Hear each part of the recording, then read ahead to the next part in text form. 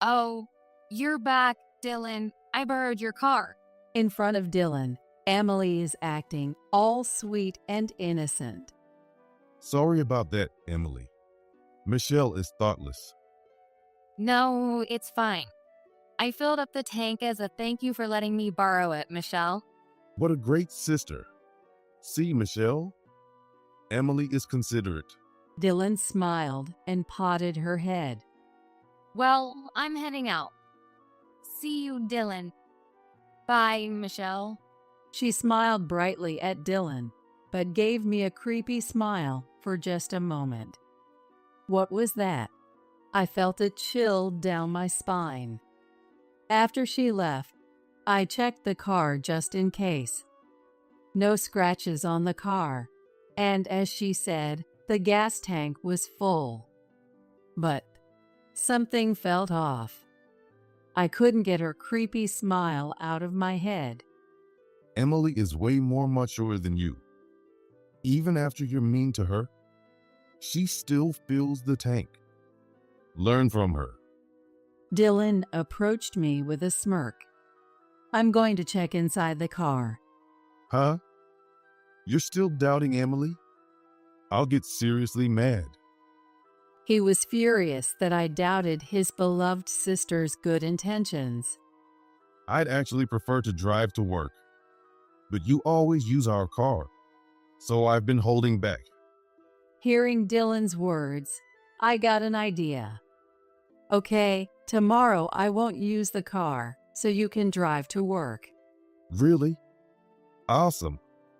I have an important meeting first thing in the morning, and the tank is full too. Lucky me. I'm looking forward to tomorrow. I watched Dylan as he happily went back into the house.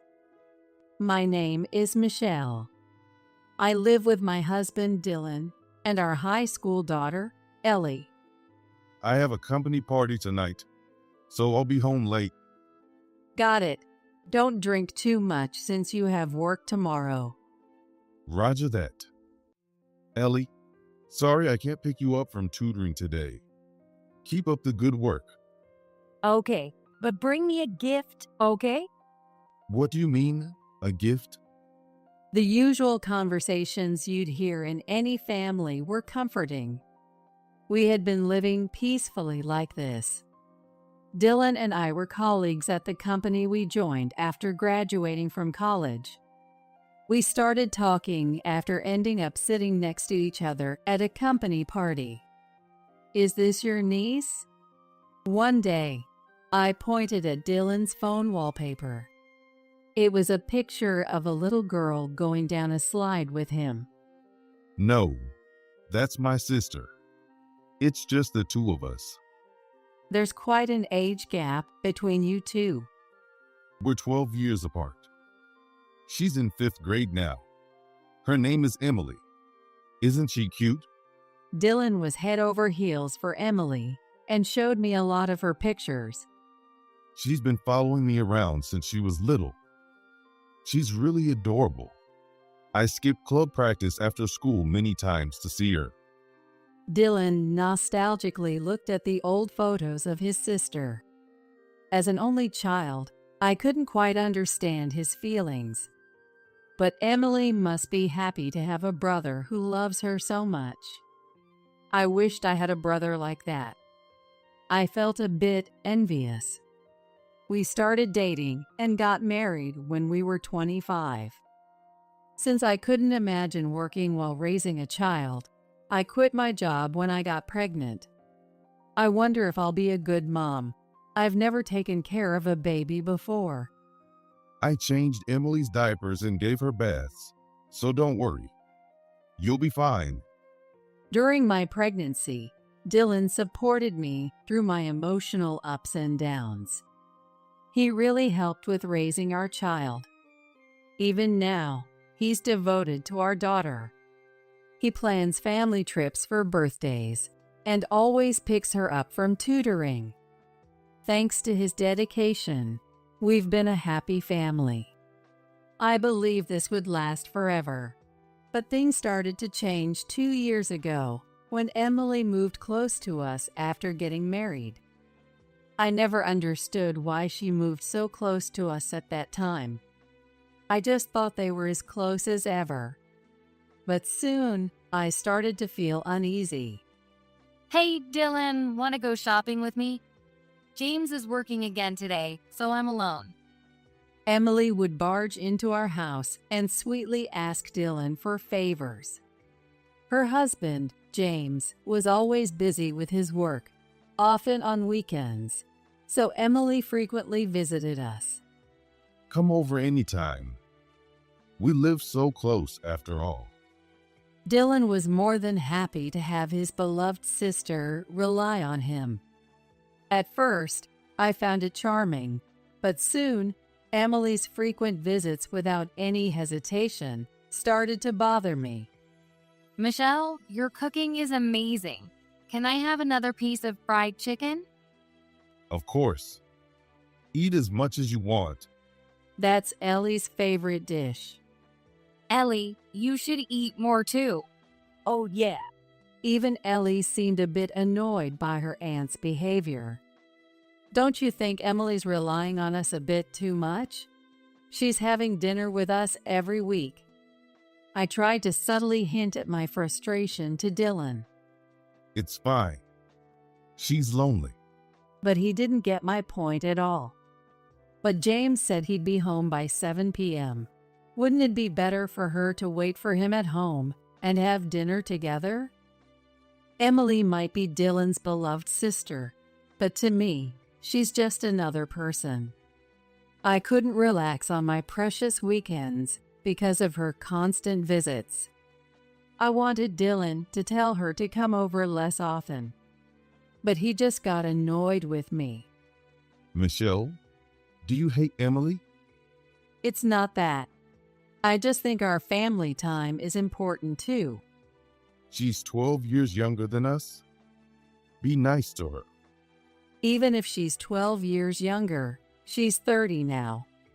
I was frustrated with Dylan's overprotectiveness and his attitude whenever it came to Emily. Oblivious to my feelings, Emily's visits became more frequent.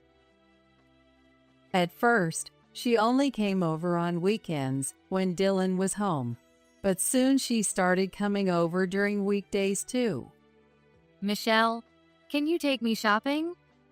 Without a car, she began relying on me for rides, just like she did with Dylan.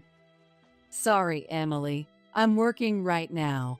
After quitting my job and being a stay-at-home mom for a while, I decided to turn my hobby of making jewelry into my business when my daughter started middle school.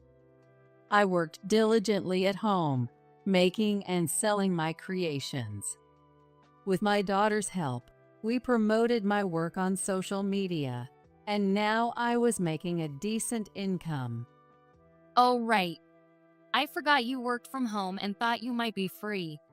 Her tone was innocent, but her words always seemed thoughtless and irritating. Can I borrow your car then? Sure. I didn't mind lending her the car at first, as it didn't take up my time. But one day, something happened that made me regret it. Mom, did you hit something with the car? When I picked up my daughter from tutoring, she asked me suddenly. I didn't hit anything. The left rear is dented. What? Alarmed, I checked the car when we got home. Sure enough, there was a dent and scratches on the left rear. Could it be? Emily's face popped into my mind. I had lent her the car the previous day. There's no way she wouldn't notice such a large dent. Yet when she returned the keys, she acted normal, saying, "Thanks, I'll borrow it again," with a nonchalant smile. Even if it wasn't intentional, a normal person would at least apologize. What kind of person is she? With my anger, I called Dylan to come to the parking lot. I just got out of the shower.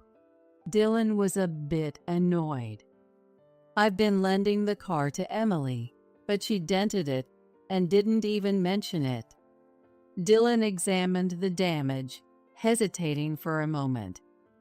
Well, Emily is a pretty inexperienced driver. What? That's not the point. She damaged someone's car and didn't say anything. I'm not asking for compensation, but if you damage something, you should at least apologize. He gave me a puzzled look. Are you sure Emily did this? What do you mean by that? Maybe you did it without noticing. It's possible to miss something like that. What? Why was I being doubted? You can't miss an impact strong enough to cause such a dent. My anger at Dylan's inability to think clearly about his sister left me too exhausted to argue further. Of course, Dylan never mentioned the incident to Emily, and the issue was left unresolved, leaving me frustrated. However, for a while after that, Emily didn't show up in front of us. Did she feel even a little guilty about keeping quiet after hitting the car? If only she'd keep her distance from us. But my hopes were short-lived. One day, she came over again. Can I use your bathroom? Before I could answer, she barged in. Why didn't she go before she left her house? I waited in exasperation, and she came back looking relieved. Michelle, you're busy, right? I'll drive myself, so can I borrow the car? Really? After using our bathroom, shouldn't she at least thank me first?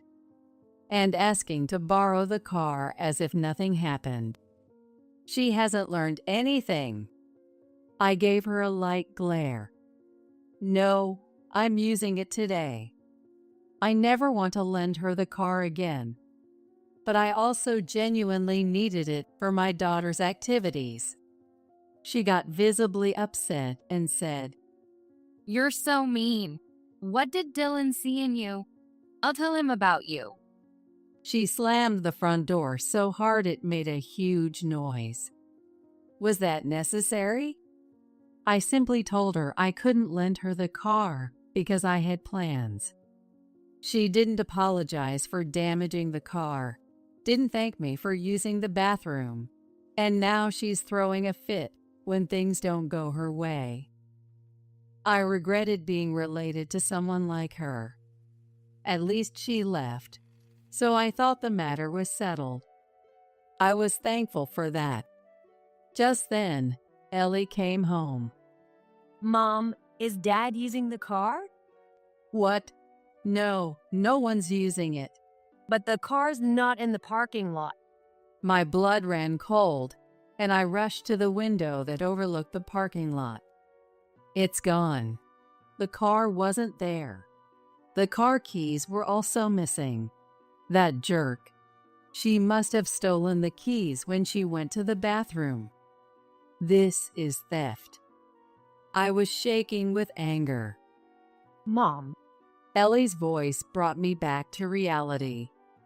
Hold on. I quickly called a taxi and managed to send Ellie off. How selfish can she be? I was too upset to focus on chores and wandered around the house, waiting for her to return.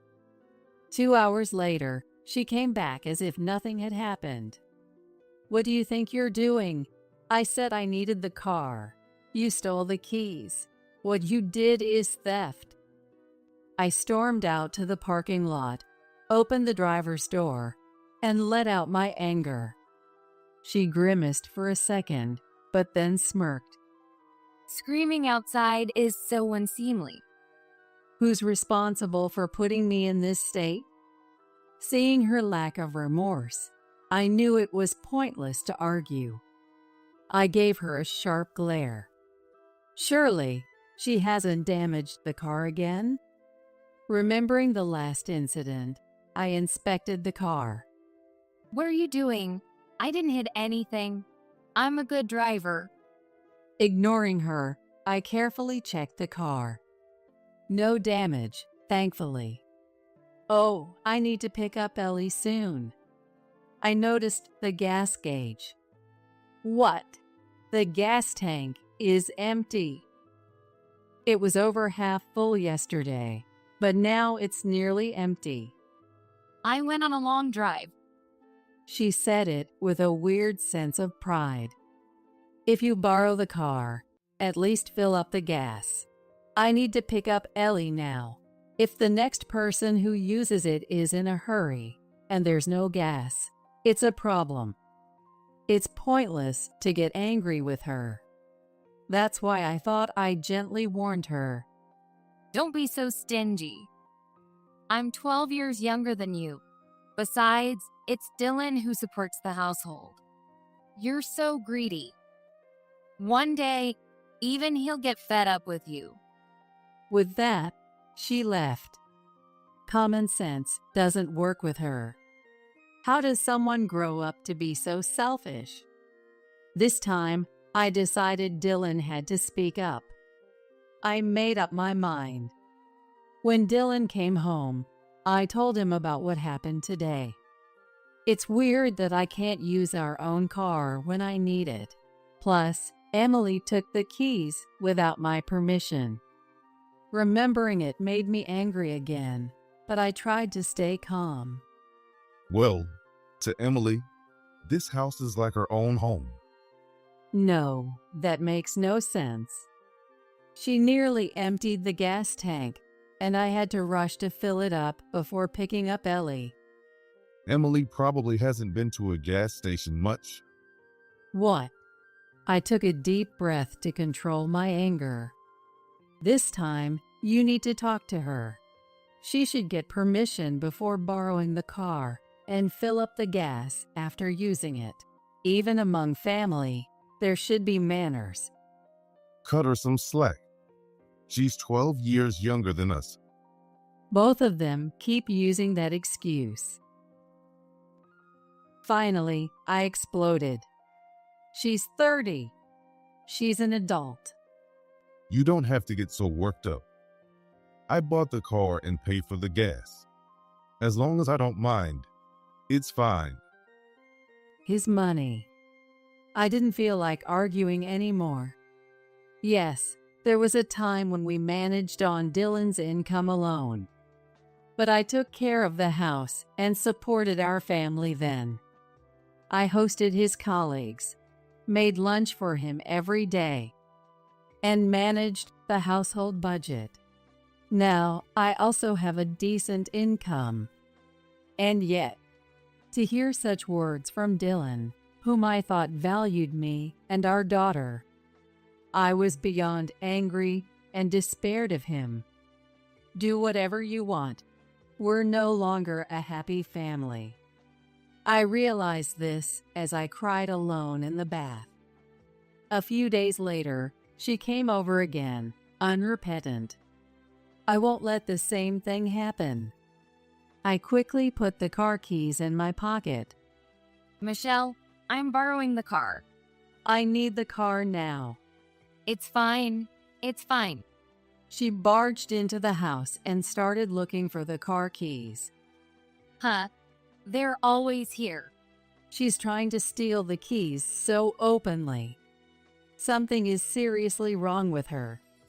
Noticing my disdainful look, Emily's face turned red as she shouted, You mean old lady? I'm telling Dylan about you. With that, she pulled out her phone and actually started calling Dylan. He's at work. He's not going to answer. After a while, she smiled briefly and then started crying. Dylan, Michelle is being mean and won't lend me the car. Why did you marry someone like her? Then she shoved the phone at me. Here, let him scold you. I sighed and took the phone. Why don't you tell her not to call for such trivial things? It's not trivial. Emily is crying. Is he serious? I was speechless. You're mature enough. Don't hurt my precious sister. She's not hurt. She's acting. I need the car, so I can't lend it to her. She's overreacting and calling you about it. She's being unreasonable.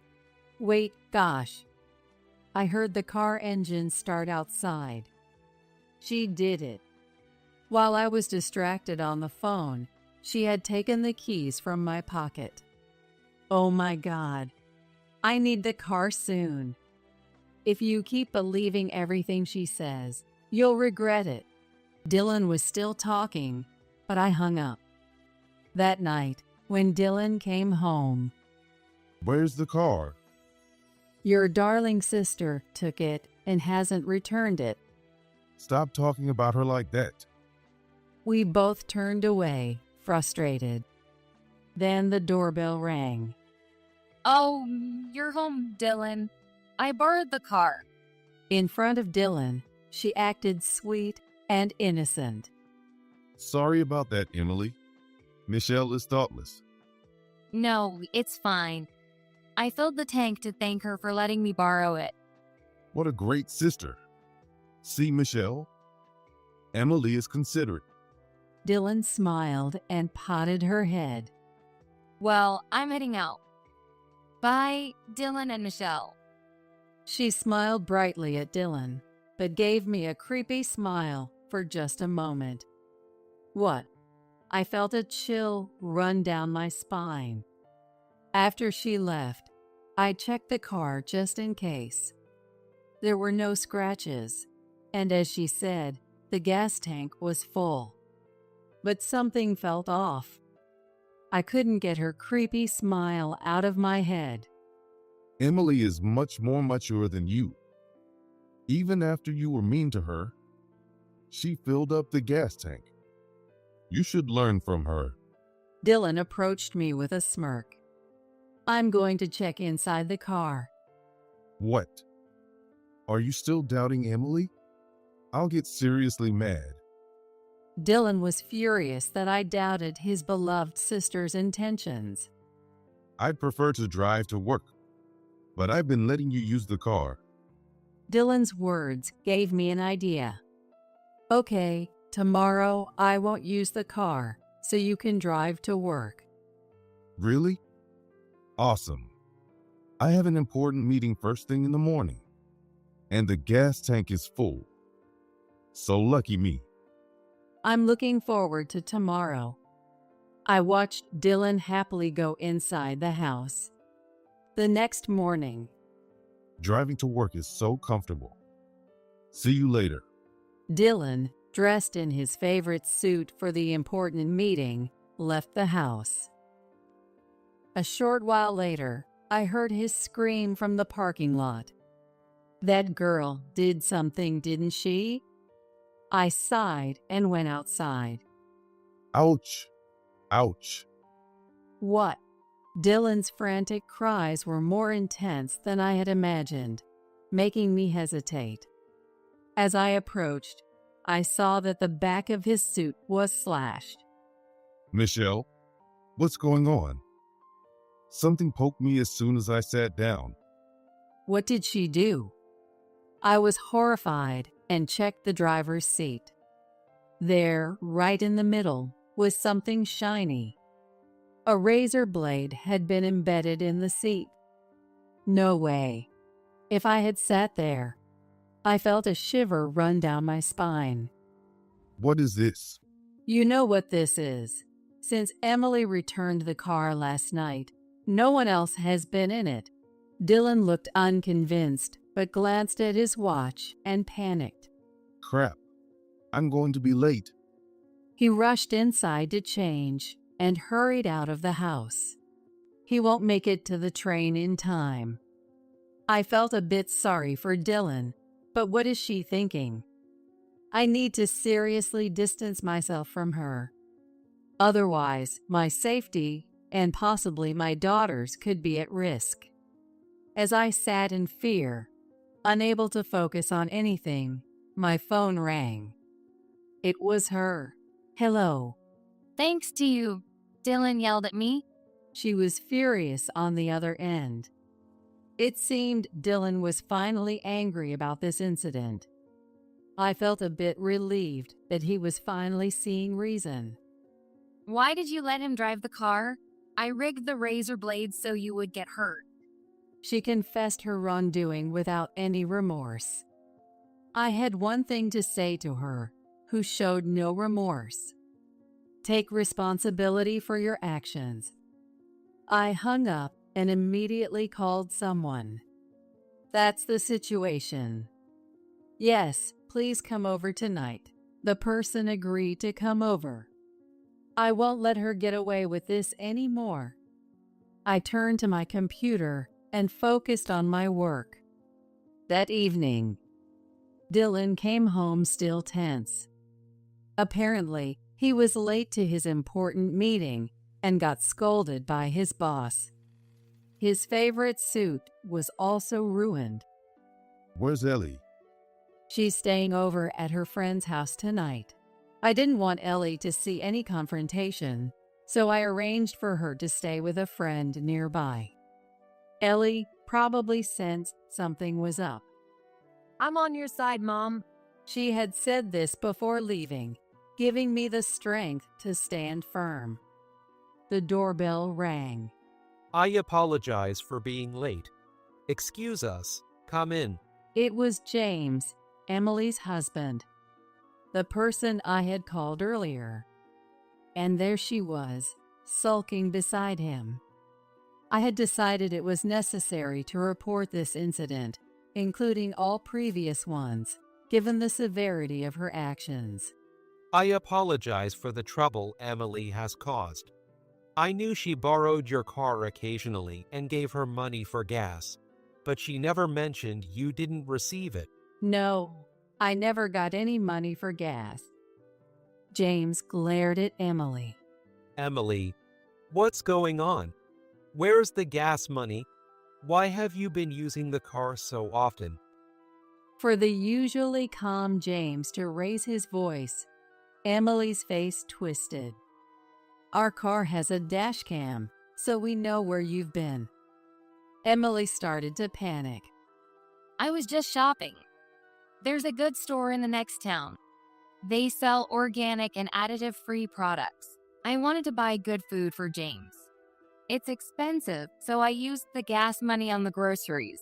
She desperately tried to explain, but James's gaze remained cold. Who's Sam? What? Sam was with you, wasn't he? Emily fell silent. Tell me the truth. The dashcam records audio inside the car. I had suspected her of cheating for a while. It didn't make sense that someone who rarely drove would take long trips alone, running the gas tank dry. So I checked the dashcam and discovered her affair. If she had changed her ways, I might have kept quiet. But her increasing audacity and criminal behavior left me no choice. I sent the dashcam data to James. She started to cry softly. I only had a bit of fun. James never spends time with me because he's always working. She glared at me through her tears. You're the worst. You should have been the one to get hurt. Enough. James's shout made her tremble. Michelle, I'm truly sorry. James apologized to me. He's done nothing wrong. In fact, he's the victim of her infidelity. I felt a deep sympathy for him. I can't be family with someone who would hurt others so easily. I couldn't believe that the person I loved could do something like this. He must be incredibly shocked as well. My mind is a mess. I'm sorry, but I need to go.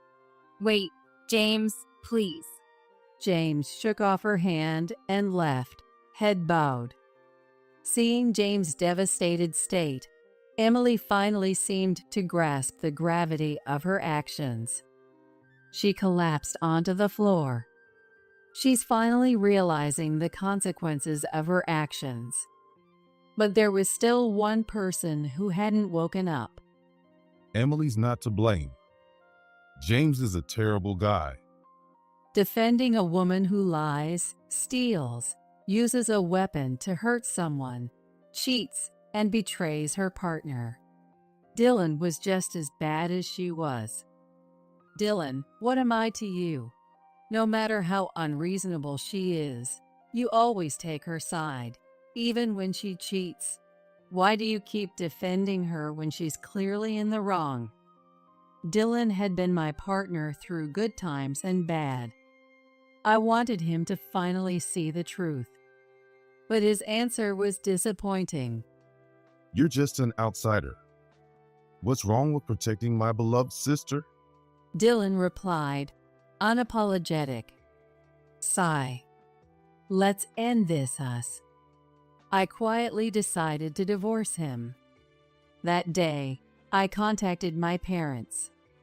The next day, while Dylan was at work, I took Ellie and moved back to my parents' house. A few days later, Dylan realized we had left, and his calls came in like a storm.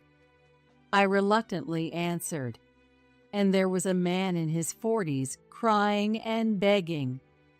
Michelle, I'm sorry. Please don't divorce me. What's the point now? I firmly rejected him. I don't want to be with someone who doubts his wife. But Ellie needs her dad. I love the old dad, but I don't like the dad who doesn't value mom. Ellie's disdain added to Dylan's shock, but it was his own doing. From now on, communicate through my lawyer. With the help of a lawyer introduced by James, the property division and child support were settled quickly, and our divorce was finalized within a month. James also told me that he decided to divorce Emily after a while. Due to her infidelity, he was demanding $20,000 in alimony. It's not about the money. I just want her to reflect on what she's done. I feel the same. I hope he regrets betraying his partner he was with for nearly 20 years and faces the future properly. Let's be happy too. We probably won't see each other again. We shook hands firmly, wishing each other happiness. A year has passed since then. Mom, my friend wants to stay over tonight. Is that okay? Sure. What should we have for dinner? Can you make fried chicken? I want my friend to try your amazing fried chicken. When she says something so sweet, how can I not go all out? We looked at each other and laughed. Now, I live in an apartment with Ellie. Living at my parents' house was comforting and convenient. But since Ellie's high school was far from there, we decided to rent an apartment close to her school. Money is not a problem. Through my ongoing jewelry business, I've been earning as much as my ex-husband did, even before the divorce. I hadn't told him, and he probably never imagined I was making that much. That's why he boasted about paying for the car and gas. I'm glad I got divorced, I thought with certainty. As for the troublemaker, Emily, after being kicked out by James, she moved into the small apartment where Dylan now lives. Dylan, can you lend me some money? Still not working, she shamelessly asks Dylan for money. She'll likely repeat her mistakes. She needs someone who truly cares about her and can give her the tough love she needs. Not someone like Dylan who only spoils her. After our divorce, I answered a call from Dylan once. He finally realized how selfish Emily's behavior was. You're the one who made her this way. Take care of your precious sister to the end. Don't involve us anymore. Since then, I haven't been in contact with my ex-husband. I'm living a new life with my daughter. It's a life filled with small, peaceful joys. Mom, I'll help you make the fried chicken. Really? Yeah, I want to be able to make it myself. My daughter and I giggle as we work together in the kitchen. We enjoy a lively meal with her friends. What a happy daily life this is. I'm so glad I chose to get divorced. I want to be like you, Mom. What? I'm just a housewife with no qualifications. I tried to downplay it, but Ellie shook her head. You have such a strong sense of justice. You stand up for what's right. I want to be a strong woman like you. She really has been watching me closely. I felt a surge of happiness. I can't wait to see what kind of strong woman my daughter will be.